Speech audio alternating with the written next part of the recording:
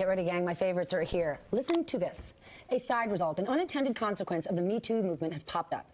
Male executives and managers, some are now saying they are afraid to work with and mentor female colleagues in the workplace. So we're trying to find out, is it too hard to see the difference between mentoring and harassment? Joining me now to... Let me answer that for you. Yes. It's impossible, actually, to see the difference between mentoring and harassment when anything can be considered harassment. Anything at all. I'm not weirdo. Yeah, you all f***ing weirdo. I'm calling you on your sexual harassment, bitch. Cops, please? Tell them to come down here and get this crazy broad off my No, house. bitch. You were f***ing crazy. You dealing with a crazy... Yeah, you called me crazy, bitch. Call me a too while you at it. I don't know. I'm not prejudiced. I don't give a fuck. You don't say hello to me. You thought, oh, she a cute little black chick. I'm gonna say I... Guys, Tiffany DeFoo, founder and CEO of The Crew and author of Drop the Ball, and Shelley Zalis, CEO of The Female Quotient. Tiffany. Hello and welcome to my channel. I am the Anti-Woke Warrior, so if you're new to my channel, I think you can figure out what I'm all about. Cannot stand the woke. I do not like the woke. The woke, of course, is against me. I am a white male. And their whole rhetoric is, hey, I'm bad just because I'm a white male.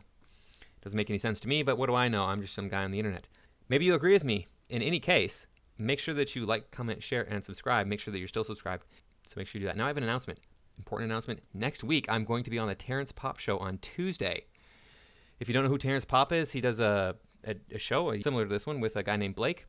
They focus more on politics and military, but they do challenge the woke, and they do challenge a lot of the feminism, as they like to call it, and things such that I talk about. So that's going to be happening on Tuesday at 12:30 Pacific Standard Time. You can find them on YouTube. You can find them under the Redonkulous channel on the internet. So I look forward to seeing you there. I turn to you first. So men who are making this argument, well, suddenly now I could be accused of harassment.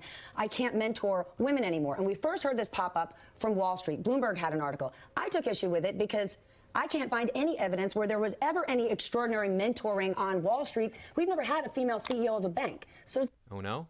We've never had a female CEO of a bank. I'm shocked and horrified. This is just the worst thing that could have ever happened. Could you imagine? I mean, could you imagine the conniving backstabbing that women engage in on a regular basis?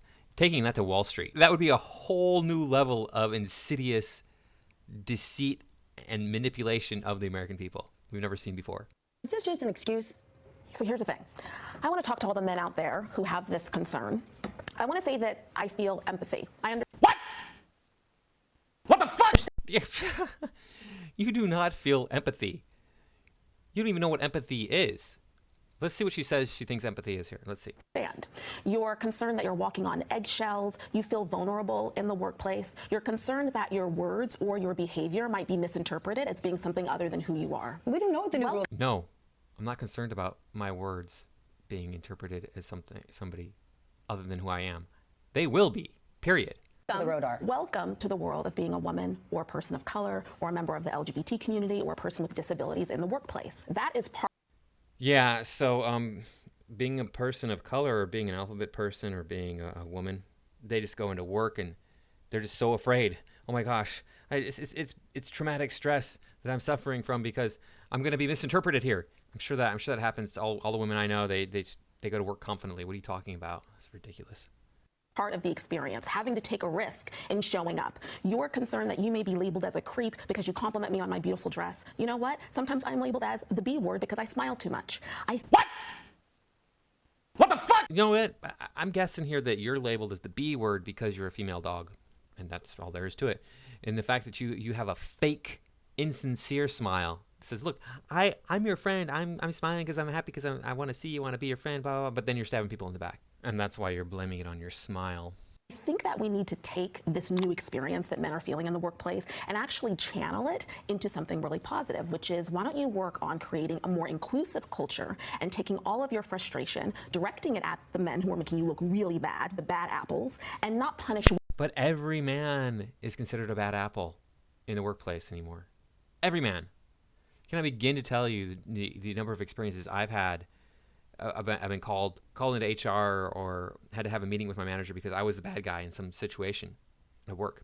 I have never in my adult life harmed another human being intentionally. I have never tried to verbally assault an adult in my adult life who didn't start something with me first. You know, saying things to people at the workplace that they don't want to hear.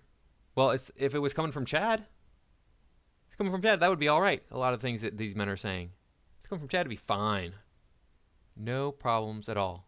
women in the workplace, because quite frankly, your whole enterprise is going to crumble if you don't figure out how to leverage and harness the ingenuity and creativity and talent of the women. So what's happening since women got equality in the workplace? So that happened in the 60s. I've heard anthropologists and social anthropologists, sociologists say, hey, America peaked in the 60s.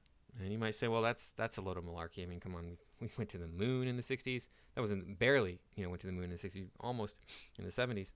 But we've caused communism to crumble around the world. We've got all sorts of new amazing technology, et cetera. But we don't have a southern border anymore. We don't have a northern border either. We don't have any borders in this country. We got a poop patrol, human poop patrol in San Francisco. We got tent cities all over Los Angeles. I've seen them firsthand because I live near Los Angeles. We got our military colluding with the enemy, stepping behind the president, the commander-in-chief of the military, going, hey, look, we'll alert our enemies if we go to war with them before anything happens. We got a whole new set of pronouns that we're supposed to use. Let me explain that to you. That is a religion. Having these non-specific pronouns for people, that's a religion. You can't define any of that stuff. I'm a Zer. I'm a Wakadu. I don't care what you are. You're a he, him. You're a he, she, her.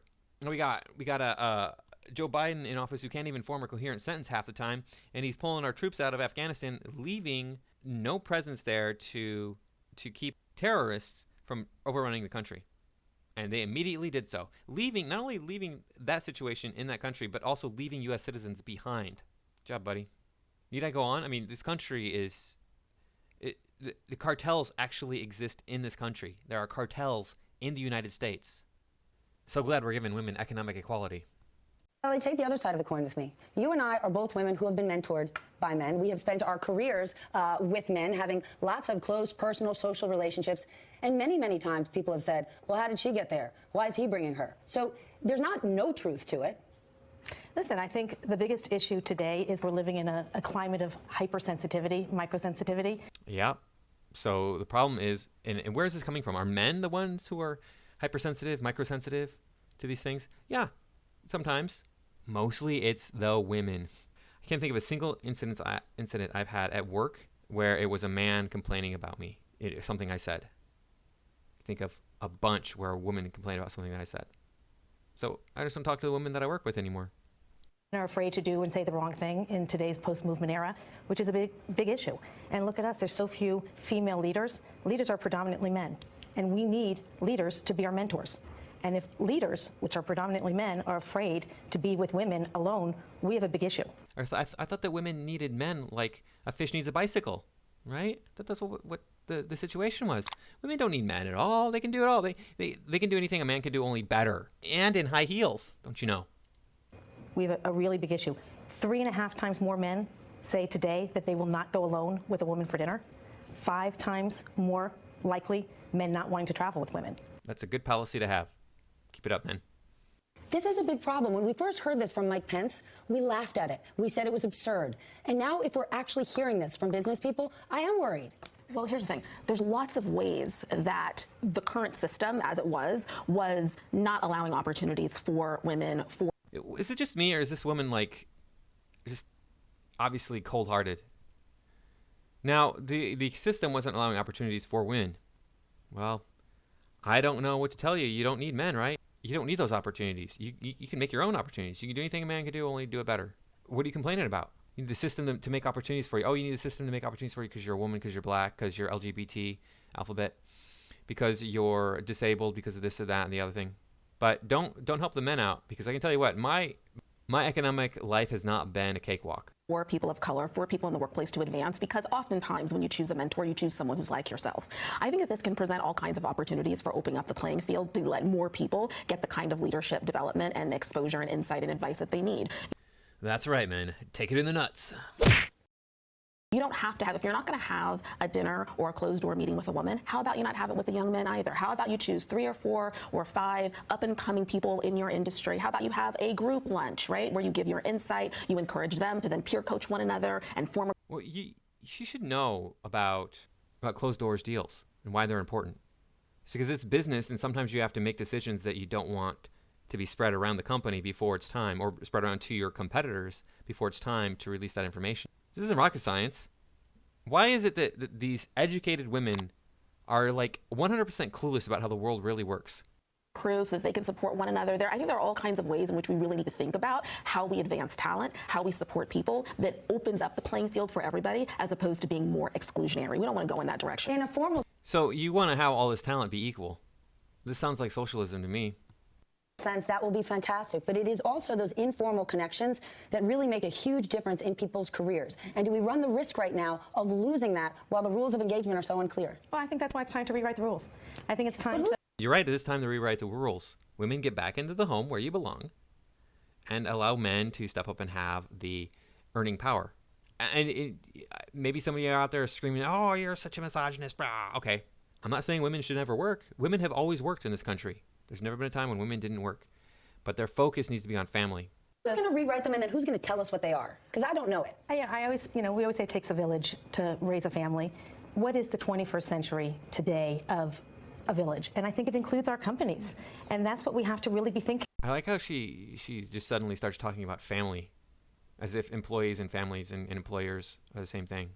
About creating a culture of care, a culture of safety, a culture of security, a culture where we all belong, a culture we can thrive. Well, the thing is the goalposts are always changing. It changes from person to person, depending on who they interact with. Cannot go backwards. This is a trend that is a really scary trend, and the way to move forward is with positivity, proactive solutions for change, and getting all of us to own this responsibility. And when you think about it, what's okay and not okay?